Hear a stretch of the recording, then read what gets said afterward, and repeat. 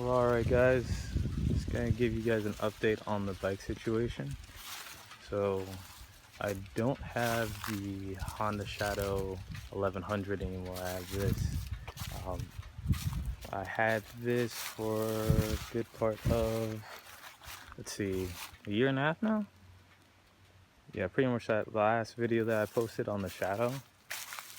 Pretty much like a month and a half after that, I sold it, bought this, did a giant road trip. Then, you know, it's been, that gap that you guys see. So haven't been able to post a new video like a motovlog or anything like that, but that's due to I'm missing some mounts for my camera, and that camera's kind of crap anyway, so I think I gotta go the GoPro option and go from there. So if you guys don't know what this is, it's a Kawasaki ER6n. It's basically a Ninja 650, but it's a little bit detuned. It's not as fast as a Ninja 250. I maxed this out multiple times at like 121. So that depends on weight. If you got a pretty, good engine in there, if it's not, having any issues, all that good stuff. So yeah, I really like it though. Someone's coming. Alright, facts. Good thing about this area is that you can hear cars and other things pretty far away. I'm pretty much in the middle of nowhere. There's a little creek over there and all that stuff, so I'm really in the woods right now.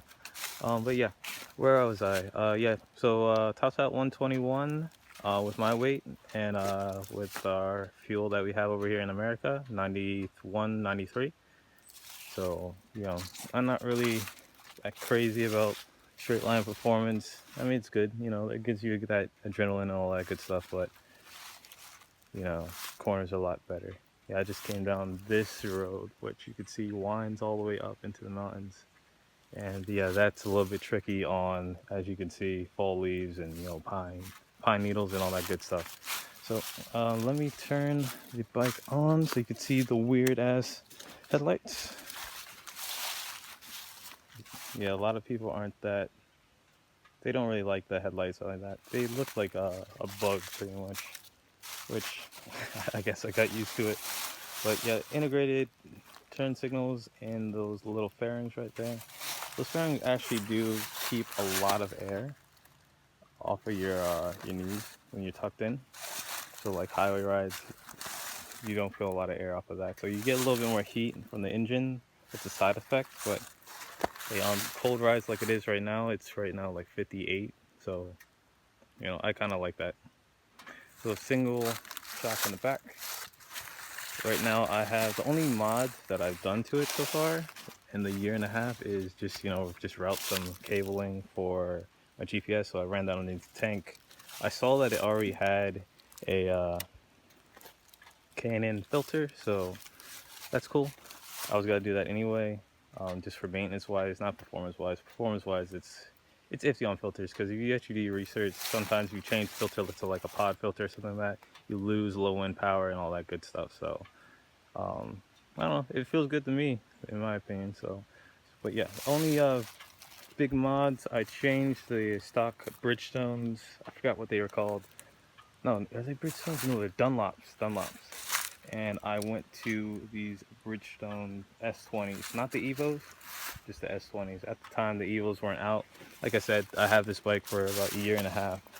So once these get a little bit more worn down, I'm going to switch to the Evos because I really like this tire. Like I said, I went on a road trip, and that was about, what, 1,200, goddamn, 1,200 miles round trip. So yeah, the tires held up really well. You can see, still got a lot of tread on there. So, and I do recommend these tires. I would go ahead and recommend these tires because they do well in the wet conditions, and they do amazing in dry conditions. Even in dodgy conditions like this, they do pretty well. So I just heard something. So yeah, tires are great. Things that I need to do, things that I need to work on. one of my front right fork. You can see a little bit of residue on there. It's leaking a little bit, so there's a little bit of residue right here. And also underneath this cover is the radiator overflow. So let's see if you guys can see that. Yeah, right there. So that tube that you guys see, and that radiator, both have issues on that. The tube is cracked. I ended up doing this crazy jerry rig to get it on that road trip because it was running on really low coolant, and there's a small pinhole hole in the freaking reservator container. So I pretty much used like rubber cement and sealant, you know, for like windows. That was a really high temperature, and I just used that to jerry rig it.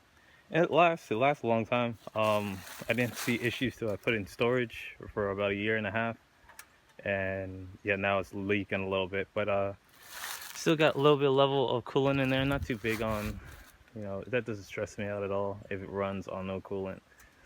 The Honda didn't run on coolant for pretty much half of its life that I had it. So, you know, Japanese motorcycles are pretty tough, you know.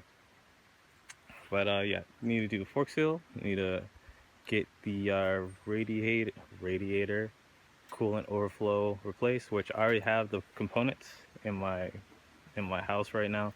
Just a little bit lazy on doing it, just because I'm strapped for time for riding right now. I only got maybe 10 more days to ride, then I'm back to my job, and you know, not gonna inform you what I do, but it means I'm away from, you know, the bike, and I can't get to it easily at all.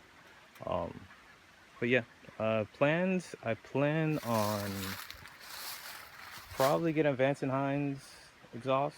I definitely did hear a lot of different exhausts that go on there.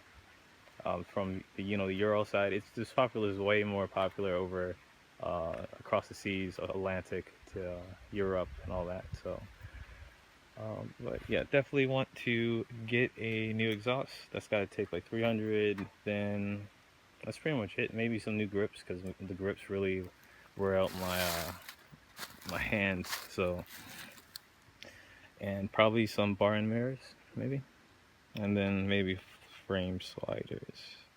But I don't typically drop my shit, so I'm not too paranoid about that. But before I let this go, I'm gonna show you the miles on it.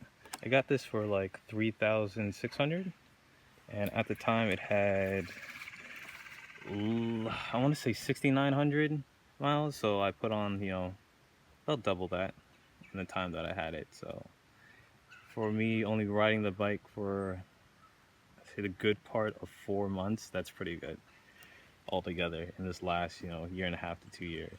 So, well, I should probably start it for you guys, but you guys probably already heard what a Ninja 650 sounds like. I'm just putting neutral. Clutch. There we go. All right, so here it is.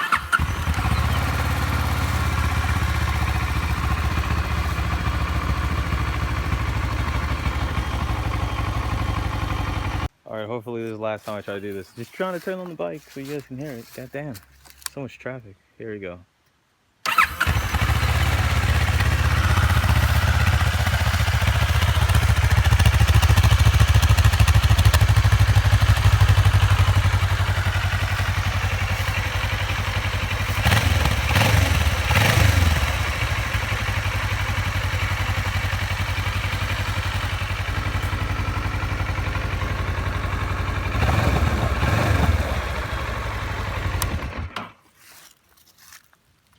So yeah, pretty good. I definitely love the bike.